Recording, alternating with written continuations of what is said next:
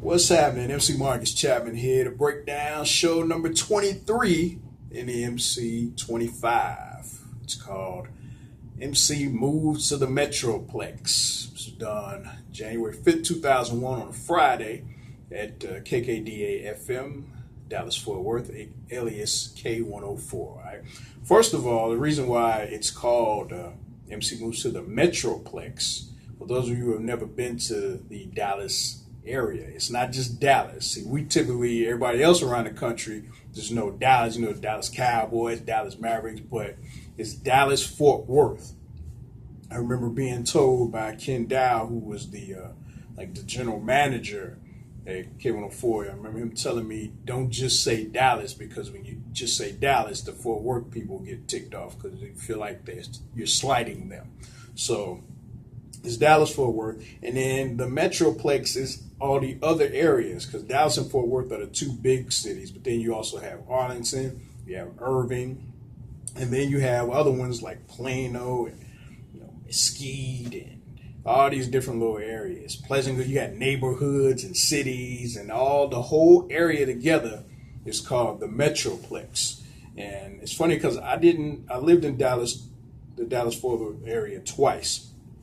Back in 2001, 2002, and then again recently from like 2012 to earlier this year, 2017. I never heard anybody say Metroplex the second time. I used to hear that, quite a bit the first time around.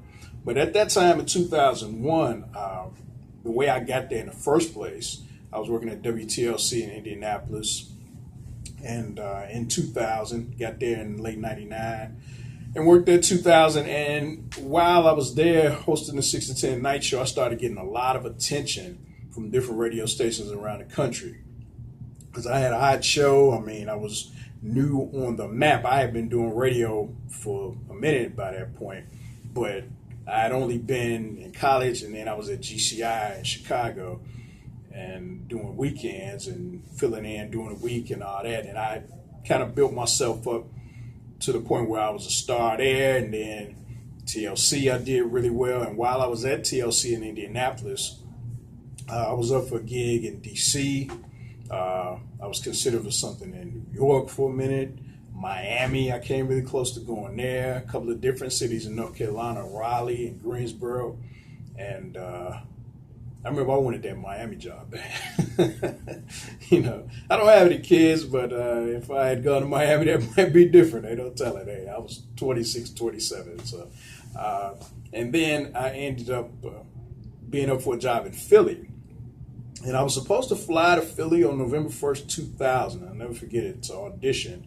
But the program director at the time was a cat named Maurice DeVore. I remember us talking, and he said he had to speak with his big boss at the time, who was Steve Hegwood.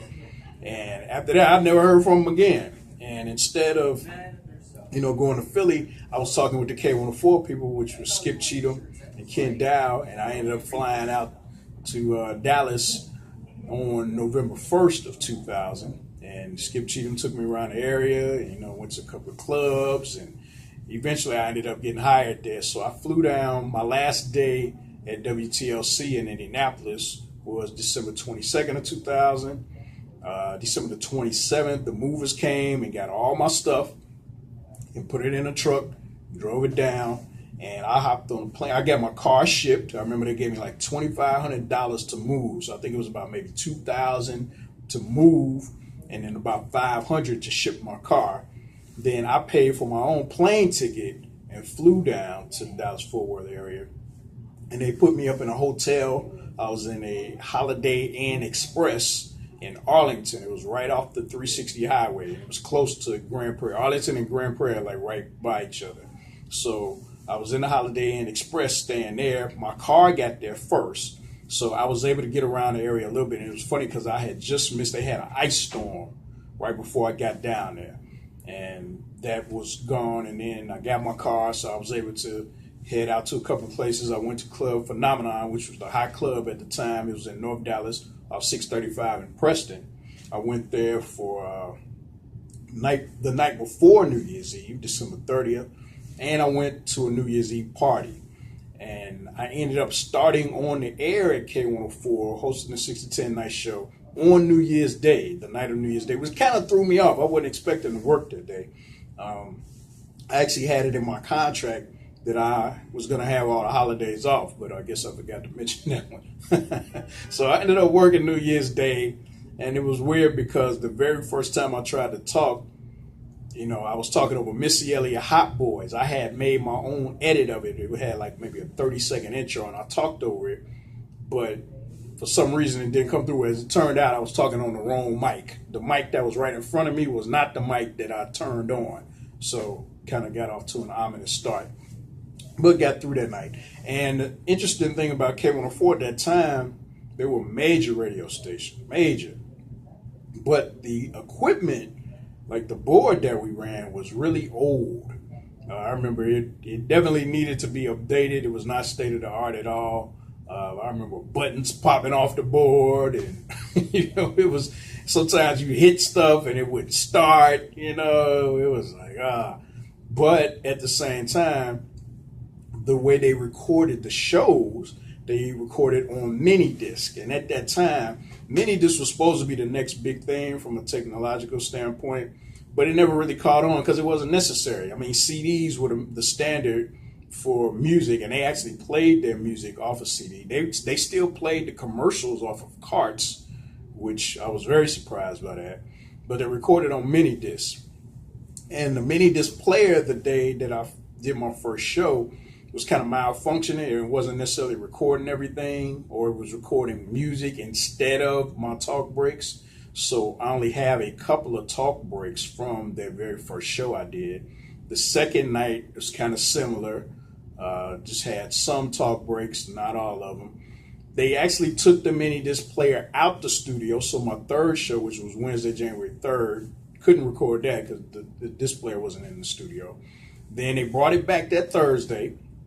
And I guess they must have brought it back during my show. I don't really remember, but they must have, because the recording of that show starts at about the 7:15 point instead of 6 o'clock when I got there. So I have 7:15 till 10 for Thursday, January 4th. So the Friday, January 5th show is the first one that I did on K104 where it was recorded from the very beginning, from the first talk break. And earlier that day, the movers had brought all my stuff. So I kind of went in feeling a lot better because, when you don't have your stuff, it's coming from a different part of the country. It's a little uneasiness there, even if you're not worried. I wasn't worried about anything being lost, but I was able to, in the meantime, find me an apartment. I had an apartment right off 360. The exit was Post and Paddock. It was a complex called Red River Ranch. Really nice complex. Matter of fact, there are pictures of the complex in the video that's posted on YouTube. You see they had a nice swimming pool out there. They had a fitness center in there, and they had carpeted bathrooms. That's what really got me. I had never seen carpet in the bathrooms. It wasn't regular carpet. I forget what they called it, but it was really nice. I had a 2-bedroom. I really should have just had a 1, but I had a 2-bedroom. It was an apartment 331. I'll never forget it. So I was on the 3rd floor, which was similar to the last apartment, or the first apartment I had in Chicago. I was on the 3rd floor, so it was kind of similar right there. I was feeling that. So I went into the studio that night feeling really good, and I said that right at the very beginning. The way they did it at that time, I didn't play an intro. And I just talked at a certain point. They didn't talk, K104 didn't talk as much as TLC and GCI. And Chicago and Indy, we talked pretty much every other song. But at K104, they didn't do that. They would play 4 songs in a row, and then you talk. They talked at different times as opposed to talking a lot during the music suite. So I remember that. So the first talk break I did was coming out of Ja Rule, Between Me and You. You hear that on the clip. And I actually played a phone call and was telling the person who called that I was feeling good because, they had just brought all my stuff, And so the theme of the show was about moving. At a certain point, I had something called the MC 888 Countdown, where It was basically just a countdown of the 8 hottest songs in the show. And I used to do something in Indianapolis sometimes that was called the MC categories, where I would pick a certain category, and anybody who fit into that category would call in that night for that hour. If there was, during a countdown, I had a countdown in Indy, the 5 most wanted. I hated that countdown because it was only 5 songs, and it only went from like 8 to about 8:23. So the rest of the hour kind of had what I call a hole in it because there was nothing going on. But with the MC 8 at 8, that lasted pretty much the whole hour. So I was real happy about that. And during that hour, I had people call in who had moved in the previous year, whether it was moved in the area, moved from somewhere else. And so you hear people calling in who had moved. And one guy called, he had moved from Germany. And even, let me backtrack a little bit. In the 7 o'clock hour, they had something called the K104 name game, where they would give away $1,000. You would call out somebody's name. They had 30 minutes to call the station back, and if they did, they won $1,000. It was a great feature if they called to win. If they didn't, it was kind of like, from a personality standpoint, it was like being held hostage because you couldn't really do anything. You had to wait that 30 minutes out to see if that person was going to call or not. And so I think on this particular night, the person didn't call. And some of the shows they did, some of the shows they didn't. And one of the things that you hear that kind of goes along with the theme of this show is I picked it not because it's one of my best shows, but because it really captures the sense of moving and what it's like to be the new on-air personality in a market. It's not just you go from one station to another and that's it. You got to make a lot of adjustments. You're adjusting to the station, the way one station talks this way, another one does that, where things are in the studio. Okay, the last station, the music was in the computer. This one, it's on a rack, or the other ones, they edited the phone call on the right. Now I got the left.